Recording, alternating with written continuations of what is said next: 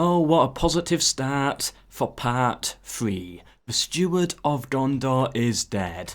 Rip Denethor. Lorien under attack as well.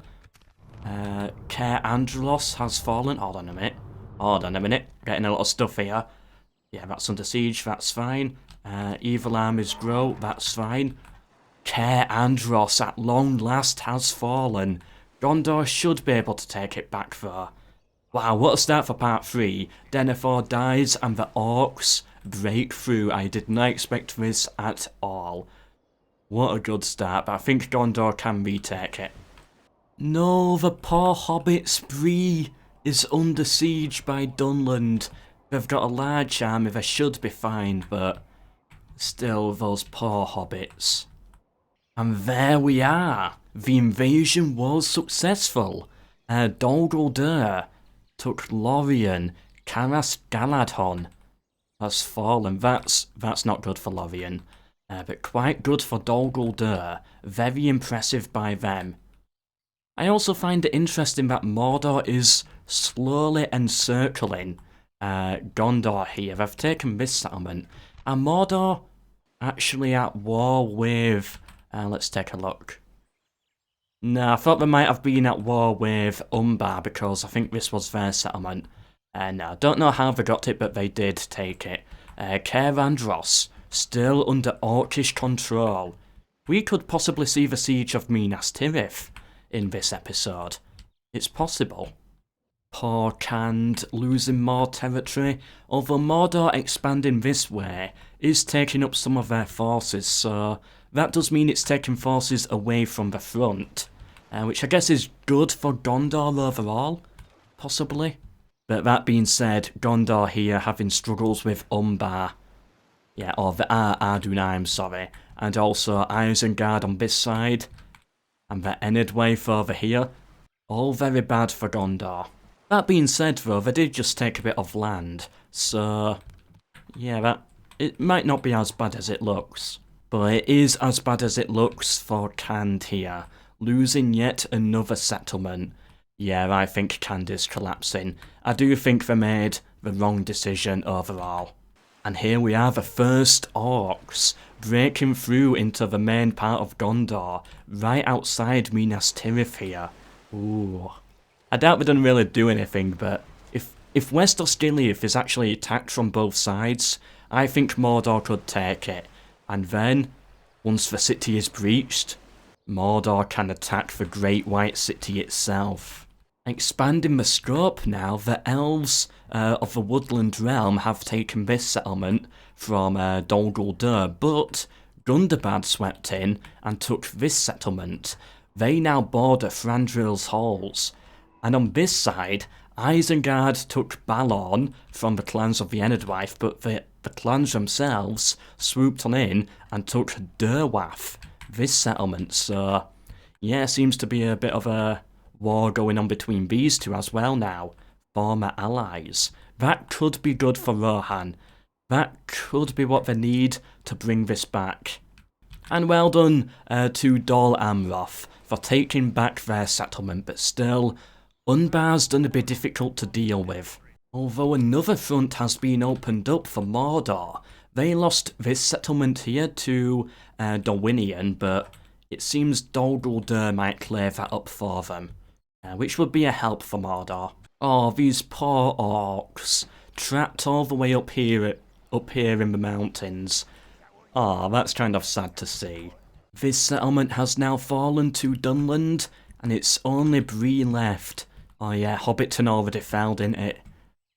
Oh no. It's not looking good for the Free Peoples. They are losing on really every front now. Yeah, I think it really is every single front they're losing on. One faction that I haven't talked about that much is actually Dale. And if I'm being honest, they are the only faction right now that is part of the Free Peoples and having some success. Right, there's also the dwarves up here. Right, they are doing well as well, but just them and Dale, and that's about it. Everyone else for the Free People is failing. Yeah, I think this is a very one-sided campaign. But I'm not gonna complain. Oh, that could actually do it. That Gundabad army there could be enough to take Thranduil's halls. Thranduil's, I can never pronounce it. But yeah, even with garrison script, that could be it. Oh, well done, Gundabad. Kill those stupid stuck-up elves. They remind me of Southern Englanders. Get them killed. But Khan Doom under siege. Alright, they should be able to hold. They should be okay. Alright, now this here by Mordor I think is a smart move. Trying to join up forces with Isengard by taking Calenhad. And that is quite a good settlement for Gondor up there. Then it would put more pressure down on Minas Tirith. I don't know. Gondor does have a lot of troops there. It's gonna be a weird one. Like, Gondor still has the soldiers to actually bring this back, I think. I think they could still do it. And they need to do it as well, and they need to do it quickly, because everywhere else is falling. Not only is Gondor losing the war, but they are fighting a race against time as well. Big expansion there by Mordor, taking Calenhad. They did manage it. And yeah, that does put pressure on Minas Tirith. Mordor needs to start getting their armies through. That's what they need. But they're also expanding on this side as well against Khand, which is good for them. The quicker Khand is gone, the sooner the Ardenheim, Harad and Mordor can all focus on Gondor.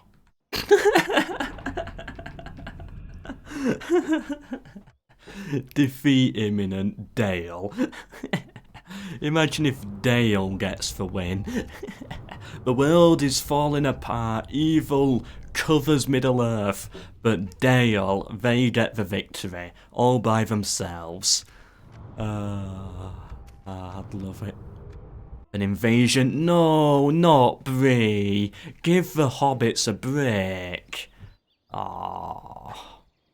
Rip. Minas Tirith is under siege. Now, I doubt Mordor would take it, but, you know, the fact that they're investing troops into it now, I think that's a clear sign of Mordor's power. They still haven't even taken Western Osgiliath yet. Oh, but Rohan swooping on in, putting Edoras under siege, trying to retake their capital. Interesting, if they're able to do it, this could be the beginning of a Rohan comeback. But are they too late? Is Gondor about to fall, and will it all then be in vain? Canned down to their final 2 settlements. What's happening on the Mordor front, sir? Minas Tirith still under siege. Western Osgiliath attacked from this side this time. And a load more orcs around.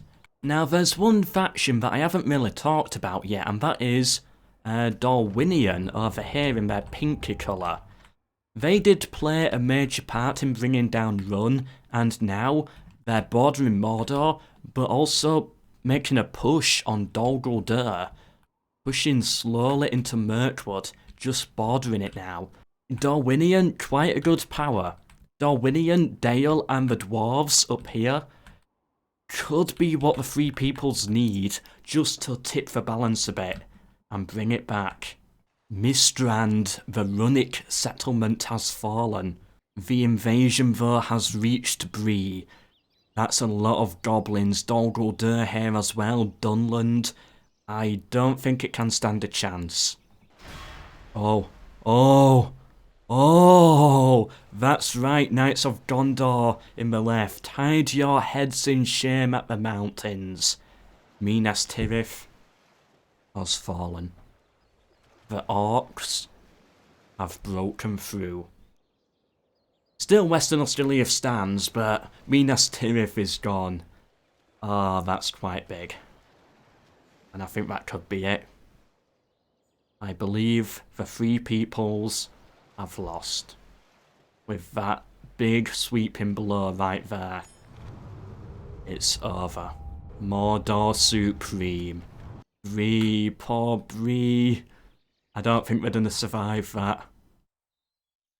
It's just chaos on all fronts. The only side they are winning on is up here against Run.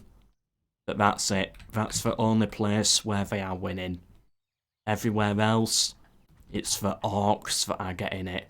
Even that massive Rohan army here, even they failed to take back Edoras. What is... Oh, whatever, I don't even know why the elves are down here. I don't know what they're doing. But yeah, the fall of Minas Tirith, that was a big one. And with the fall of Minas Tirith, the White City, the second darkness fell upon the world. The Ardenheim pushed on through and took Linher yet again.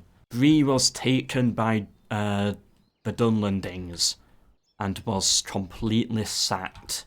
I believe that is it.